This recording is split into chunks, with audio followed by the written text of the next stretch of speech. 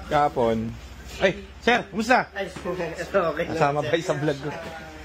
May kausap siya, kabibili lang ng katulad na sa inyo. Pumunta rito. Kabibili niya lang 250k. Sira yung ABS. Sabi ko, sir, sira eh.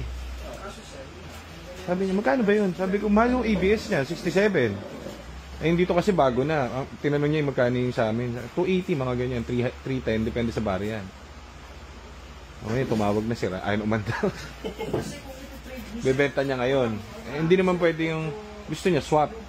Ano yun? Swap mo yung sira, tapos bilang ko. Wala po yun. Ilan taon na yun sa inyo, sir, yung pesta nyo? 11 years. 11 months.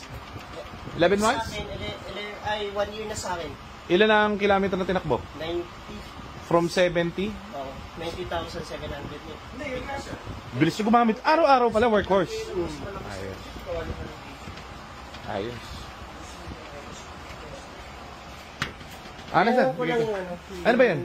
Sana, ay yung cover. Cover? Teka, sir. Nakabit na ba, sir? Oo, sir. Mark, diyan ka ba?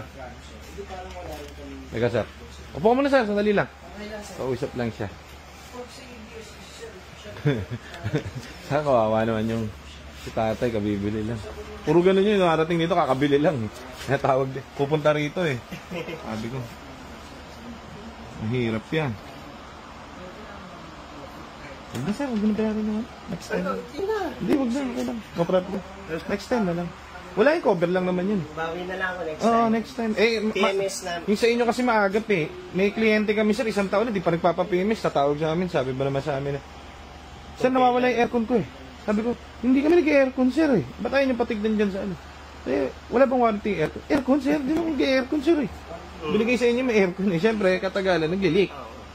Papatignan mo yun sa nag-aircon, hindi sa mechanical kami, sir eh. Eh, sa inyo, bago masira, pinapagawa nyo eh. Malayo. Okay na yun, sir. Thank you. Ay, thank you, sir. No problem. Next time na lang. Thank you, sir. Enjoy, enjoy.